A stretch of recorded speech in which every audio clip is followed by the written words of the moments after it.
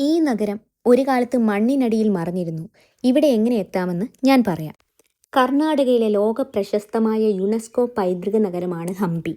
ഒരു കാലത്ത് വിജയനഗര സാമ്രാജ്യത്തിന്റെ തലസ്ഥാനമായിരുന്ന ഈ നഗരം ലോകത്തിലെ ഏറ്റവും സമ്പന്നമായ നഗരങ്ങളിൽ ഒന്നായിരുന്നു. പക്ഷേ യുദ്ധങ്ങളും ആക്രമണങ്ങളും നടന്നതോടെ ഈ നഗരം നശിച്ചു. പല ഭാഗങ്ങളും ശിഥിലമായി മാറി. കാലക്രമത്തിൽ ചില പ്രദേശങ്ങൾ മണ്ണും പുല്ലും കൊണ്ട് മൂടപ്പെട്ടു. പിന്നീട് ചരിത്ര ഗവേഷകരുടെയും പുരാവസ്തു വിദഗ്ധരുടെയും പഠനങ്ങളിലൂടെ ഈ പ്രദേശം വീണ്ടും ലോക ശ്രദ്ധ നേടി. ഇന്നും ഇവിടെ നിലകൊള്ളുന്ന വിരൂപാക്ഷ ക്ഷേത്രം, വിഠല ക്ഷേത്രം, സ്റ്റോൺ ചാരിയറ്റ്, ഹേമകുടമല എന്നിവ പ്രധാന ആകർഷണങ്ങളാണ്. കേരളത്തിൽ നിന്ന് വരികയാണെങ്കിൽ ആദ്യം ബാംഗ്ലൂർ വരെ ട്രെയിനിലോ ബസ്സിലോ എത്താം. അവിടെ നിന്ന് ഹൊസപ്പേട്ട് വരെ യാത്ര ചെയ്ത് ഹൊസപ്പേട്ടിൽ നിന്ന് വെറും 13 കിലോമീറ്റർ ദൂരമുള്ള ഹംപിയിലേക്ക് ഓട്ടോ അല്ലെങ്കിൽ ടാക്സിയിലെത്താം. ചരിത്രവും പ്രകൃതിയും ഒരുമിച്ച് അനുഭവിക്കണമെങ്കിൽ ഹംപി ഒരിക്കലെങ്കിലും സന്ദർശിക്കേണ്ട സ്ഥലമാണ്.